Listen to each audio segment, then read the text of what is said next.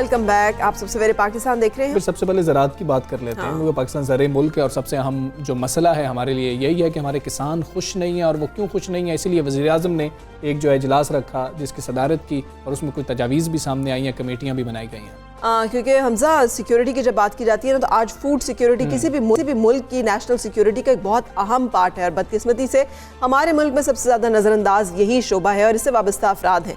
अब लगता है कि मौजूदा हुकूमत जो है वो ज़राई शोबे और किसानों की फलाह बहबूद के लिए इक़दाम करने में संजीदा है। इसलिए गुज़िश्ता रोज़ वज़ीर-ए-आज़म इमरान खान की ज़ेर सदारत मुल्क के ज़राई शोबे की बहाली के हवाले से इस्लाहात पर जायज़ा इजलास हुआ, जिसमें ये फैसला किया गया है कि ज़राई शोबे के फ़रोग़ के हवाले से वज़ीर-ए-आज़म की ज़ेर सदारत आला सतही कमेटी बनाई जाएगी। बिल्कुल ऐसे ही है और कमेटी वफाकी और सूबाई हुकूमतों के नुमाइंदगान, निजी शोबे और माहिरीन पर मुश्तमिल होगी। कमेटी एग्रीकल्चर ट्रांसफॉर्मेशन प्लान को हतमी शक्ल देकर वज़ीर-ए-आज़म को जो है रिपोर्ट पेश करेगी। वज़ीर-ए-आज़म को बताया जाएगा और इजलास के दौरान वज़ीर-ए-आज़म को बताया गया कि मुल्की मजमूई पैदावार में ज़राई शोबे का हिस्सा मौजूद इस्तेदाद से कम है। जितनी इस्तेदाद है उससे कम है। गंदम, चावल, मकई, कपास और गन्ने की पैदावार भी खित्ते के मुकाबले में कम है। सोमाली और तकनीकी मुआवनत की फराहमी से ज़राई पैदावार के तनासुब को साल 2031 तक $74 अरब तक बढ़ाया जा सकता है। किसानों को टारगेटेड सब्सिडी की फराहमी के लिए डिजिटल तरीक़ाकार पर तफसीली ब्रीफिंग भी दी गई। लेकिन फूड सिक्योरिटी से मुतालिक इस अहम मीटिंग में किसानों का कोई भी नुमाइंदा जो है वो मौजूद नहीं था। ये जो फैसले किए जा रहे हैं इस हवाले से इसके क्या असरात होंगे ज़राअत के शोबे के ऊपर और उससे जुड़े हुए किसानों की ज़िंदगी के ऊपर, ये हम बातचीत करेंगे। चेयरमैन ऑल पाकिस्तान किसान इत्तेहाद महमूदुल हक बुखारी साहब हमारे साथ मौजूद हैं। अस्सलाम वालेकुम बुखारी साहब, शुक्रिया तशरीफ लाने के लिए। ये जो तमाम पैकेजेस का ऐलान जो है किया जा रहा है मौजूदा हुकूमत की तरफ से ज़राई शोबे की बहाली के लिए, आप इससे मुत्तफिक हैं? और आपका कोई नुमाइंदा क्यों नहीं मौजूद था आला सतही इस कमेटी में और मीटिंग में? कोई उम्मीद होना नहीं चाहिए? जी बिस्मिल्लाहिर्रहमानिर्रहीम। पहले तो आप दोनों का शुक्रिया, हमेशा आप ज़राअत को अहमियत देते हैं, आपका चैनल अहमियत देता है। गुजारिश ये है कि ये पहली संजीदा मीटिंग है जिसके अंदर जो है वो ये डिस्कस किया गया और ये माना गया। वज़ीर-ए-आज़म ने कल ख़ुद अपनी स्टेटमेंट में कहा कि ज़राअत के हालात कुछ अच्छे नहीं हैं और ये बुनियादी तौर पर आप ये देखें कि गंदम हो, गन्ना हो, कपास हो या दीगर जो फसलें हैं वो क्यों दिन ब दिन तनज़्ज़ुली की तरफ जा रही हैं, उसके बेशुमार असबाब हैं। बुनियादी तौर पर जो ज़राअत का महकमा है वो इतना तनज़्ज़ुली का और ज़वाल का शिकार है कि आप हैरान होंगे कि उसको ना तो सही तौर पे बजट मिल रहा है, ना वो मेन पावर जो होनी चाहिए एक आबादी के लिहाज से, कि जिस तरह दूसरे मुल्कों में या हमारे नेबर कंट्री में यूनियन कौंसिल की लेवल के ऊपर किसानों को रहनुमाई की जाती है। यहाँ पे एक बंदा है और वो 10 यूनियन कौंसिलों को कवर करता है। मुझे बताएं कि 10 यूनियन कौंसिलों की आप आबादी देखें और वहाँ पे कल्टीवेशन का रकबा देखें, तो ये इस तरह से मुमकिन नहीं है कि बैठ के सिर्फ बातें कर ली जाए।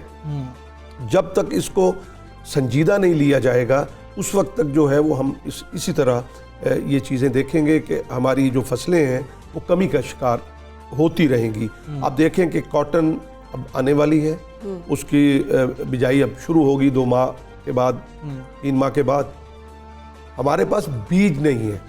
पिछली दफ़ा क्या हुआ कि बीज बिल्कुल नहीं था और कारामद बीज नहीं था, वो जिसमें पैदावारी सलाहियत हो और मौसमी जो हालात हैं उनका मुकाबला कर सके। आप ये देखें ना कि इंडिया हमारा नेबर कंट्री है, वही मौसम वहाँ है, वही मौसम यहाँ है। अब क्या वजह है कि उनकी जो इनपुट्स हैं वो किसान को सस्ती देते हैं और फिर बीज अच्छा देते हैं जिसकी जो पैदावारी सलाहियत वो इतनी होती है।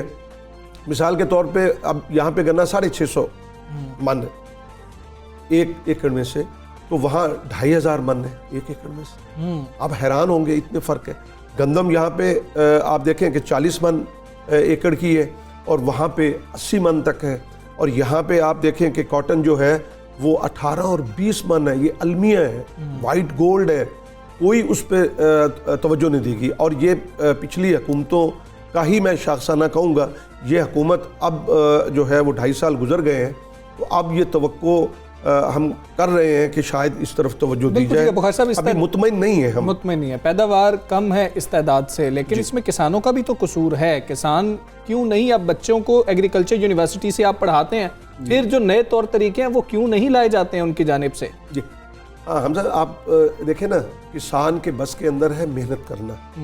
वो रात भी दिन भी, वो ईद के दिन भी पानी लगा रहा होता है। आप ये देखें, वो जिस तरह के हालात होते हैं उनके अंदर वो अपनी मेहनत करता है। अब जो जदीद टेक्नोलॉजी देखें ना, उसके पास इतना सरमाया है नहीं, इतना सरमाया नहीं है। जदीद टेक्नोलॉजी वो लेके आए और उसको वो इस्तेमाल करे। पुराने जो तरीक़ेकार वही इस्तेमाल हो रहे हैं। अब फिर आप देखें कि रिसर्च बिल्कुल ना होने के बराबर है। आज तक क्यों एक अच्छा बीज क्यों तैयार नहीं किया गया है काटन का? और बाहर जो है वो बीज की जो है वो 100% है, जो है वो पैदावार भाई ये देगा, ये उगेगा, लेकिन हमारे यहाँ जो है वो 60% भी नहीं होता। तो ये चीज़ें बहुत सी हैं। फिर मेरे पास इतनी सकत नहीं है, इतना पैसा नहीं है कि मैं सही तौर पर, अब खाद आप देखें DAP अक्टूबर में 3700 था हमजा रेट, पर आप देखें कि अब जो है उसका रेट आपको मालूम है क्या है? क्या है? 5000 रुपये मार्केट में। अब मुझे बताएं कि एकदम से मुझ पे बोझ बढ़ा और फिर वो मैं उस तरह से खाद नहीं दे पाता जिस तरह से ज़राअत का तो सर, अगर आप बैठे इस तरह के फोरम्स में जिसकी हम बात कर रहे हैं, तो ये चीज़ें जो एक्चुअल ग्राउंड रियलिटीज़ हैं, जो इश्यूज हैं, वो सामने रखे जाएं कि क्यों ये सारा कुछ नहीं होता। मैं अर्ज कर रहा हूँ कि नहीं बुलाया जाता, नहीं पूछा जाता। मुझे एक बात बताएं कि मैं इसीलिए कहता हूँ कि किसान को इज्जत दो यार। ये वो अल्लाह की मखलूक है जो सबके लिए अनाज पैदा करती है, जो सबके कपड़े पहनने का सबब बनती है, जो सबको दूध पहुँचाने का सबब बनती है, जो सबको गोश्त का सबब बनती है। तो क्यों आप इसको इज्जत नहीं देते? आप देखें कि वज़ीर आज़म गया, कभी आपने सुना कि उन्होंने किसी किसानों को बुला के मीटिंग की हो? चैम्बर ऑफ कॉमर्स को फटाफट बुलाते हैं। हमारी ब्यूरोक्रेसी आप देखें वो उनको बुलाती है। मैंने एक दफ़ा कोई मिनिस्टर आए जो रिलेटेड थे खुराक के, तो मैंने DC साहब से कहा कि जी हमें आप मुलाकात का वक्त ले दें, तो उन्होंने कहा जी नहीं बुखारी साहब सॉरी, बड़ा टाइट स्केड्यूल है। मैंने कहा हम स्टेक होल्डर हैं, ये जो है फूड मिनिस्टर है, हमने बात करनी है।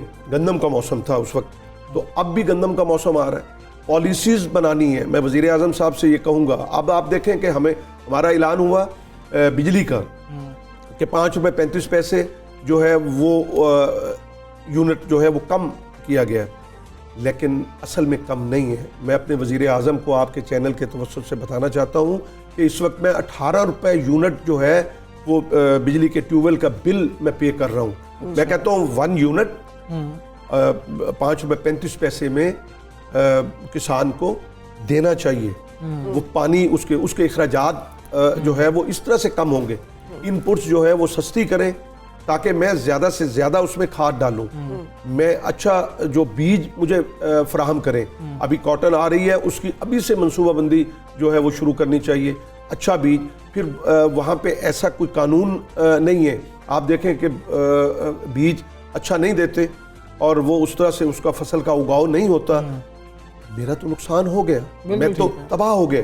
पेस्टिसाइड है वो अच्छी नहीं मिलती, कोई कानून साजी है नहीं है, नॉमिनल उसका जुर्माना होता है और उसके बाद नहीं। खुसरो बख्तियार साहब मौजूद थे, वो इन चीज़ों को अच्छी तरह से समझते हैं, तो उनकी मौजूदगी फ़खर इमाम साहब हैं, आप उनकी मौजूदगी पे इत्मीनान रखते हैं कि उनको तो इल्म है इन सब चीज़ों का? उनको इल्म है। मैं आपको बताऊं कि फ़खर इमाम साहब देखें, पिछली दफ़ा कपास की सपोर्ट प्राइस के लिए वो समरी 2 दफ़ा वज़ीर आज़म के पास लेके गए हैं। लेकिन ये अलमिया है हमारा कि आप ये, मैं कहता हूँ कि जो ये पाकिस्तान को कमज़ोर करने के मुतरादिफ है ना हमजा। आप मुझे बताएं फरा कि आज हम ज़र मुबादला खर्च करके कि 55 लाख जो बेल्स हुई हैं, ये शर्मनाक बात नहीं है? अब कहाँ हम 1.5 करोड़ पे थे, क्या जो बाहर से ख़रीदी गई 45 लाख के लगभग इस वक्त तक जो है बेल बाहर से, वो ज़र मुबादला खर्च नहीं किए गए, डॉलर्स खर्च नहीं। हमारे मुल्क को इस चीज़ की ज़रूरत है। मैं कहता हूँ कि ये 5 साल के लिए ज़री एमरजेंसी नाफिज करें। आप तारीख उठाकर देख लें कि जिस मुल्क के अंदर ग्रीन रेवोल्यूशन आया उसने ही तरक्की की। आप सनत को देखें ना, सनत कैसे चलेगी?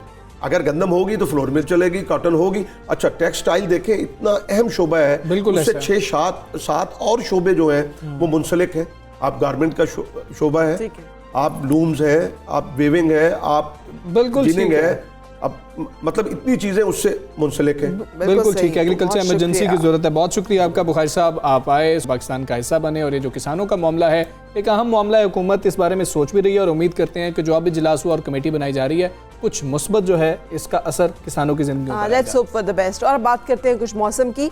वैसे तो तकरीबन ख़त्म हो रहा है मौसम, लेकिन अपने असरात छोड़ जाता है। तो जो असरात हैं उन पे कैसे हमने कवर करना है। हम बहुत सारी ऐसी चीज़ें खा रहे होते हैं जिसमें चाय कॉफ़ी का ज़्यादा इस्तेमाल है, हीटर्स बहुत चलते रहते हैं, जिसकी वजह से हमारी स्किन ज़्यादा निस्बतन ड्रायर हो जाती है। हाँ, पता नहीं और क्यों फिर हो जाता और है रंग भी ऐसा। काला थोड़ा ज़्यादा हो जाता है। ये सारे मसाइल जो है ना हमें सबको फेस करने पड़ रहे होते हैं, लेकिन लड़के जो हैं हमेशा की तरह मानते नहीं हैं, लेकिन ख़वातीन जो है ज़रा इसका इजहार जल्दी कर देती हैं, तो शायद उनके ऊपर जो है ना जी, सारा जी। मलबा आ जाता है। हम जी, इजहार जी। नहीं करते, मसले हमें भी होते हैं। जी जी जी इजहार भी करते हैं और उसका हल भी निकालते हैं। सो ये यहाँ पे हमारा जो है ना ये, और ये आप भी जानते हैं कि लड़का हो या लड़की हो, खूबसूरत नज़र आना, अच्छा दिखना हर एक का हक भी है, हर एक चाहता भी है। सो मौसम की जो खुश्की है उसकी सबब जो रंगत मान पड़ जाती है, जो चमक दमक गुम हो जाती है, उसको वापस लाने के लिए क्या किया जाए, ये हम आपको गाइड करेंगे अपने इस सेशन में, जहाँ पे हम बातचीत करने जा रहे हैं ताहिरा शाहिद साहिबा से, डर्मेटोलॉजिस्ट हैं। अस्सलाम वालेकुम, good morning and thank you for joining. फरमाइएगा, ये सर्दियों के जो असरात आ जाते हैं हमारी स्किन के ऊपर, इनको टर्न अराउंड कैसे किया जा सकता है? सबसे पहली बात तो ये है, आपने बहुत ज्यादा मॉइस्चराइज करना है अपने स्किन को, और मॉइस्चराइज करने का यही तरीका है कि अच्छा सा मॉइस्चराइजर यूज कर लीजिए फॉर एक्स्ट्रा ड्राई स्किन। सेरावी हो गया, फिजियोजेल हो गया। दूसरा, अपनी डाइट के अंदर आप ओमेगा 3 फैटी एसिड होता है या विटामिन ई टैबलेट, इसको एज ए सप्लीमेंट ले सकते हैं रोजाना, एक for a period of just 2 और 3 मंथ्स। और साथ साथ आप ह्यूमिडिफायर का इस्तेमाल कर सकते हैं, या अपने हीटर के ऊपर कोई भी पतीला रख लें जिससे जो कि हर वक्त उबलता रहे और स्टीम आती रहे। ये सारे वो तरीके हैं जिससे काफी बेहतर हो सकती है आपकी स्किन। दूसरा, आजकल तो धूप भी अच्छी है, थोड़ा धूप में जाइए, एक्सरसाइज कीजिए सनस्क्रीन पहनकर, और इससे आपके बिल्कुल हो जाएंगे। जितना ज्यादा आप हाइड्रेटेड रखेंगे, पानी ज्यादा पिएंगे, और नहाने के बाद थोड़ा सा ऑलिव ऑयल डाल लें पानी में, लास्ट जो बकेट ऊपर डालते हैं उसमें ऑलिव ऑयल हो, अच्छा सा ऐसा वो यूज कीजिए, सोप जो बहुत ज्यादा ड्राइंग ना हो, जिसके बहुत ज्यादा स्ट्रॉन्ग इंग्रेडिएंट्स ना हो, तो ये आपकी बिल्कुल सही हो जाएगी स्किन और मॉइस्चराइज रहेगी। पानी ज्यादा पीजिए थ्रू आउट द डे। बिल्कुल ठीक है। हम तो सिर्फ एक मसले की तरफ जाते हैं कि पानी ज़्यादा पिए, लेकिन हमसे पिया नहीं जा रहा होता, तो इसके अलावा पानी नहीं पी सकते, जूसेस पी लें। आपकी आवाज़ आप तक क्या उनके मेरी बड़ी आवाज़ नहीं आपको आ रही है? क्या आप मेरी आवाज़ सुन पा रही हैं ताहिरा साहिबा? जी, आप बताइए जी, क्या कह रही हैं आप? हम यही पूछ रहे हैं कि पानी जो है वो, अब सर्दियां तकरीबन गुजर चुकी, पानी भी पूरा टाइम नहीं पिया और हमने कुछ और भी अच्छा नहीं किया, अब कैसे करें कि हम एकदम से चाहें कि फौरी तौर पे हमें फ़र्क पड़ जाए? तो जो आप बता रही हैं तो थोड़ा लॉन्ग टर्म रूट है ना, क्या कोई लोकल एप्लीकेशंस भी ऐसी हैं जिसके लगाने से हमारे मसले हल हो जाएंगे? नहीं, देखिए, लोकल एप्लीकेशन जो मैं बता रही हूँ वही मॉइस्चराइजिंग के तहत बता रही हूँ ना, तो आप जितना ज्यादा नेचुरल मॉइस्चराइजर्स की तरफ जाते हैं उतना बेहतर होता है। ये जो सारी क्रीम्स हैं वो भी आप इस्तेमाल करें, और नेचुरल मॉइस्चराइजर्स में आपको पता है जैसे एलोवेरा है, ये सारा कुछ है, लेकिन कोई भी स्किन का जो ट्रीटमेंट होता है ना वो ओवरनाइट नहीं होता। जो आप डर्मेटोलॉजिस्ट के पास प्रोसीजर्स भी कराते हैं वो भी उनका एक फेशियल इफेक्ट ही होता है जो कुछ दिन तक रहता है, और ये एक्सपेक्ट करना कि ओवरनाइट इफेक्ट हो जाएगा, ये रियलिस्टिक भी नहीं है, ना हमारे लिए अच्छा है, और फिर this leads to misuse and usages of steroids और मर्क्यूरी क्रीम्स। तो ये सब आपको करने की जरूरत नहीं है। आप नेचुरल लाइटनिंग एजेंट्स या हार्मलेस लाइटनिंग एजेंट्स की तरफ जा सकते हैं, जिसमें विटामिन सी सीरम आपका होता है, आर्ब्यूटीन और कोजिक एसिड वाली चीजें होती हैं, या फिर आप अल्फा हाइड्रोक्सी एसिड्स या बीटा हाइड्रोक्सी एसिड्स वाली पील्स होती हैं, उनको इस्तेमाल कर सकते हैं। आपकी रंगत बिल्कुल वापस आ जाएगी। आप जितना ज्यादा अपनी स्किन को मॉइस्चराइज रखेंगे तो उतना बेहतर हो जाएगा। स्टीम ले सकते हैं, स्टीम लेकर अच्छा सा टोनर इस्तेमाल कीजिए और साथ मॉइस्चराइजर यूज कर लीजिए। बिल्कुल ठीक है। ताहिरा, अगर आपको मेरी आवाज़ आ रही है, पहले तो ये कंफर्म कर दें कि अब आप मुझे सुन पा रही हैं? अच्छा, ये हमें बता दीजिएगा कि मुझे जो सबसे ज़्यादा मैंने एक मामला देखा है, वो मैं हमेशा जिक्र करता हूँ फरा से भी, कि घर में करीमें तैयार होती हैं, बाजी की करीम होती है, कोई आपी होती है, उनकी कोई करीम होती है, उसके बाद हमारी स्किन भी ख़राब हो जाती है और हमारी जो है ना रंगत भी जो है वो मध्यम पड़ना शुरू हो जाती है। तो शुरू में तो गोरी होती है। अच्छा, शुरू में गोरी होती है, तो फिर क्या इसका क्या हल है? कैसे समझाया जाए ख़वातीन को कि जो बाजी की करीम है इसको रहने ही दें तो बेहतर है? हाँ, अनफॉर्चुनेटली ये सिर्फ बाजी की क्रीम्स नहीं होती हैं। आप बहुत सारे डॉक्टर्स के पास जाते हैं तो वो भी मिलाकर, जो क्वैक्स होते हैं वो मिलाकर आपको एक क्रीम दे देते हैं एक बैक पैकेट के अंदर और कहते हैं ये यूज करें। यूजुअली वो क्लिगमेंस फॉर्मूला भी होता है और वो सिर्फ डर्मेटोलॉजिस्ट अगर आपकी स्किन देखे, उसमें कोई मेलाज्मा छाइयां हैं, तब आपको प्रिस्क्राइब पीरियड ऑफ टाइम के लिए दे तो ठीक है। आप उसको लॉन्ग टर्म यूज करते हैं ना, जिन क्रीम्स के अंदर स्टीरॉइड्स होते हैं, जिन क्रीम के अंदर हाइड्रोक्विनोन होता है, मर्क्यूरी होता है, वो इमीडिएट तो आपको व्हाइटनिंग दे देगा, लेकिन टाइम के साथ साथ आपकी स्किन एक तो बहुत ज्यादा सेंसिटिव हो जाएगी, बहुत ज्यादा पतली हो जाएगी, आपको छोटे छोटे ब्लड वेसल्स भी दिखने लगेंगे, इतनी सेंसिटिव हो जाएगी कि हल्का सा धूप या आप किचन में भी जाएंगे तो बिल्कुल उखड़ना शुरू हो जाएगी और over the period of time कोई भी चीज एक्ट करना भी छोड़ देगी। वो ऊक्रोनोसिस हो जाता है, ब्लू किस्म के पैचेस बन जाते हैं हमेशा के लिए और फिर स्किन बिल्कुल इरोड होना शुरू हो जाती है ना, आपकी बिल्कुल खत्म होने लगती है। तो प्लीज इस तरह की क्रीम्स मत यूज कीजिए। मैंने आपको जैसे बोला, आप सिर्फ वो क्रीम्स यूज कीजिए जिनके अंदर या तो विटामिन सी हो या आर्ब्यूटिन हो, कोजिक एसिड हो या अल्फा या बीटा हाइड्रोक्सी एसिड्स हो।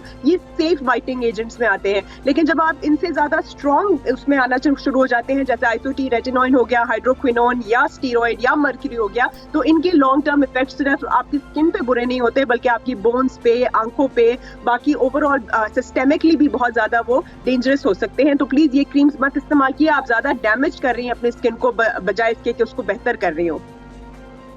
बिल्कुल सही, बहुत शुक्रिया। हमारे साथ ही डॉक्टर ताहिरा जो हमें बता रही थी कि क्या करें। इन क्रीम्स का नाम लिए जा रहे हैं, महंगी होती हैं, लेकिन जैसे कहते हैं महंगा रोए एक बार, सस्ता रोए बार बार। तो एक दफ़ा अच्छी इन्वेस्टमेंट कर लें और वो लगाएं। अच्छा, तो वैसे हम safe है। डर्मेटोलॉजिस्ट के पास जाते भी नहीं हैं जब तक कोई बहुत ही बेहतरीन किस्म का हमें मसला ना हो जाए, और फिर भी हम जाते हैं वो आम डॉक्टर के पास जो मोहल्ले का डॉक्टर है, उससे पूछते हैं, वो कुछ दवाई दे देता है कि आप ये ले लें, और अगर उससे भी आराम नहीं होता वो कहता है जी कि आप फलां जो डर्मेटोलॉजिस्ट हैं, फिर आप जाके उनको दिखा दें। नहीं, मेरी 1% चूंकि डर्मेटोलॉजिस्ट अच्छी दोस्तें हैं तो मैं अक्सर हंसती होती हूँ और मैंने कहती हूँ कि an apple a day keeps doctor away.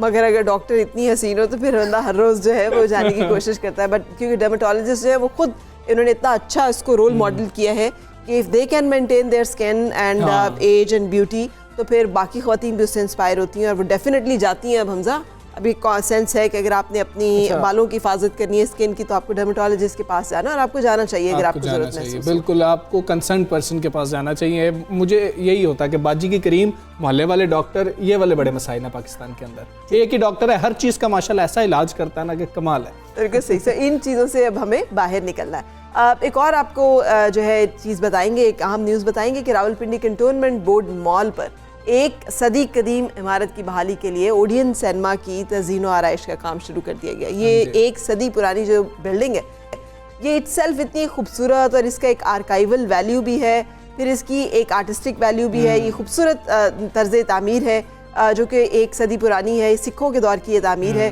So Rawalpindi cantonment board के तर्जुमान के मुताबिक अगले माह इसकी तकमील जो है मुकम्मल हो जाएगी और 1881 में छावनी के रिहायशियों को तालीमी और तफरीही सहूलियात की फराहमी के लिए ये सिनेमा, लाइब्रेरी और शाह बलूट पार्क जो है सिखों ने तामीर करवाया था। और इस इंस्टीट्यूट की असल इमारत को 1912 में ट्रस्टी ने सिनेमा घर में तब्दील कर दिया था और 1946 में सिनेमा जल गया था और 1949 तक इसी हालत में रहा और इस इमारत को सिनेमा और लाइब्रेरी के तौर पर 2013 तक इस्तेमाल किया जाता था। इसी हवाले से बात करेंगे। हमारे साथ नुमाइंदे मौजूद हैं वहाँ पर, साजिद शेख वहाँ पर मौजूद हैं, इस वक्त ओडियन सिनेमा में मौजूद हैं। बात करते हैं उनसे। बताइए अब क्या इसके लिए काम किया जा रहा है, तारीख तो हमने कुछ बताई है।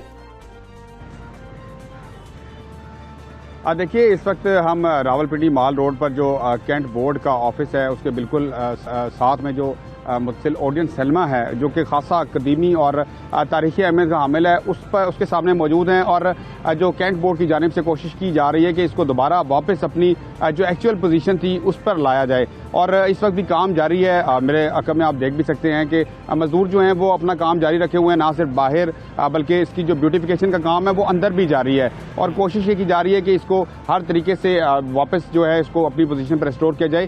थोड़ा सा ये भी बताता चलूँ, इसकी जो तारीखी हिस्ट्री इस तरह है, कोई दो भाई थे जो सिख थे और सरदार कृपाल सिंह और सरदार सुजान सिंह जो हैं वो उनकी ये मलकियत थी। उन्होंने ट्रस्ट कायम किया लैंड्स डाउन के नाम से और उसके बाद ये फिर जो है ट्रस्ट जो है ये तीनों चीज़ें जो हैं जिसमें लाइब्रेरी, ओडियन सिनेमा और शाह बलूत पार्क, ये तीनों चीज़ें जो हैं उसका हिस्सा बना दी गई और उसका बेसिक रीज़न ये था कि लोगों को जो बेहतर से बेहतर जो एजुकेशनल और रिक्रिएशनल जो एक्टिविटीज़ हैं वो देखने को मिलें और यही वजह वजह है कि इसको दोबारा से अब रेस्टोर करने की कोशिश की जा रही है और हम देख रहे हैं कि खासा मेहनत की जा रही है इसके ऊपर, अंत तक काम जारी है। आल्दो के गुज़िश्ता साल जब इसका काम शुरू किया गया तो उस वक्त कोविड-19 की वजह से इसका जो काम जो है वो तातुल का शिकार हुआ, रुक गया था, मगर अभी फिर दोबारा जो है इसका काम शुरू किया गया है और अब हम देख रहे हैं कि प्रॉपर तरीके से इसका काम शुरू कर दिया गया है। मजदूर जो है अपना काम जारी रखे हुए हैं और इसके अंदर एक अंदर का जो थोड़ा सा ये भी आपको मंजरकशी करता चलूँ कि अंदर भी बहुत बड़ा एक इन्होंने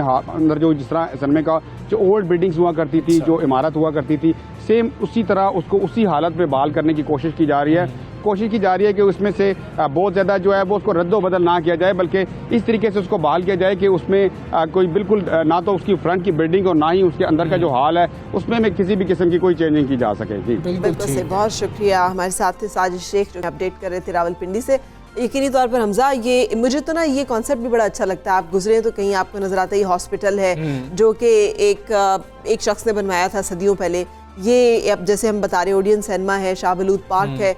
सो ये तमाम कॉन्ट्रीब्यूशंस आजकल के दौर में हम नहीं सुनते। ऐसा बिल्कुल हमारे कितने पैसे वाले लोग हैं, कहाँ पे हम बहुत कम फलाही और रिफाही इस तरह के जो एक्टिविटीज़ और तंजीमें और चीज़ें देखते हैं जहाँ पर के लोग अपनी तरफ से जो है अपनी डोनेट करते हैं, कोशिश नहीं कर रहे होते जायदाद या अपनी वक्त या अपना सरमाया और उसके तहत लोगों को हेल्प करने की कोशिश करते हैं। तो हमारा एक अच्छा कल्चर है। ये सोचा नहीं जाता कि शायद फ्यूचर में जाके इसको भी वही हैसियत हासिल हो जाएगी जिन तारीखी इमारत का हेरिटेज का हम जिक्र कर रहे होते हैं। हम ये सोचते ही नहीं है शायद। बिल्कुल। सो ये जहाँ पे बिल्डिंग्स को हम रिस्टोर करें, वहाँ इस खूबसूरत कल्चर को भी रिस्टोर करने की ज़रूरत है, जहाँ पे डोनेशंस देना, लोगों का सोचना, उनकी वेलफेयर के प्रोजेक्ट्स जो है उनको भी इनिशिएट करना ज़रूरी है।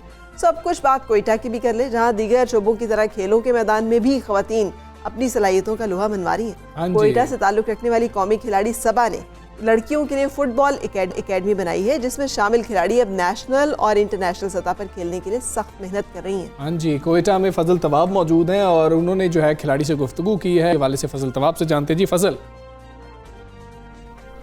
जी बिल्कुल, जो तूफ़ान में पलते जा रहे हैं अब वो दुनिया बदलते जा रहे हैं। कोयटा में गो के पहले यक्का दुक्का लड़कियां होती थी जो फुटबॉल के ग्राउंड में नज़र आते थे, मगर अब ऐसा नहीं है और कोयटा और बलूचिस्तान की जो लड़कियां हैं वो अब खुलकर खेलों के मैदानों में आ चुकी है। और अब जो हज़ारा टोनो मरियाबाद से ताल्लुक़ रखने वाले लड़कियाँ हैं उन्होंने एक पूरा ग्रुप तश्कील दे दिया है फुटबॉल टीम का। तकरीबन कोई 30 से 35 लड़कियाँ हैं जो अब बाकायदा मैदान में आ चुकी है। फैमिली से इजाज़त लेना बहुत मुश्किल है और परमिशन नहीं मिलते, तो फिर भी हम लोग परमिशन लेके या उन मुश्किलात को फेस करके हम लोग यहाँ आके खेलते। हमारे पास 35 से 40 मतलब लड़कियाँ हैं।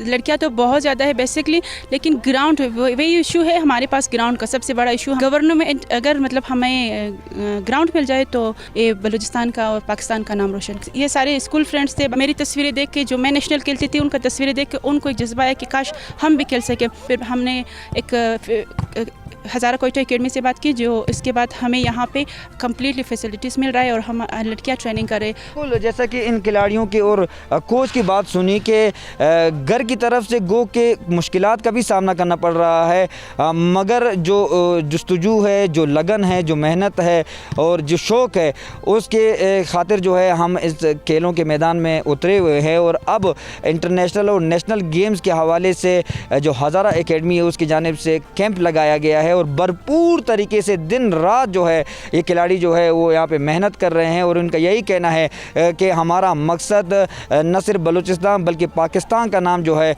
वो दुनिया भर में रोशन करना है। फजल, बहुत शुक्रिया आपका, आप हमें इन खिलाड़ियों से मिलवा रहे थे और क्या खूबसूरत बात है वो कोशिश कर रही हैं कि जो दीगर लड़कियां हैं वो भी आगे आ सकें। बिल्कुल सही, जहाँ पे हमें ज़रूरत है नेशनल सतह पे अपने खिलाड़ियों की, ख़वातीन खिलाड़ियों की, ताकि दुनिया में हमें माना जा सके कि जहाँ 52% पॉपुलेशन औरतों की है और उनकी रिप्रेजेंटेशन स्पोर्ट्स में और बाकी जगहों पे बहुत कम है, वहाँ ऑस्टियोपोरोसिस और बहुत से ऐसे अमराज से बचने के लिए खुद भी ख़वातीन को एक्टिविटीज़ करने की ज़रूरत है। खेलें या ना खेलें, नेशनल लेवल पे वर्जिश और इस तरह की भागदौड़ ज़िंदगी में लड़कियों की होनी और इस तरह के प्लेटफॉर्म होने चाहिए। ये बहुत अच्छी काविश की गई है। अभी हम एक ब्रेक ले लेते हैं, फिर ब्रेक के बाद जो आपसे फिर मिलते हैं। Stay with us.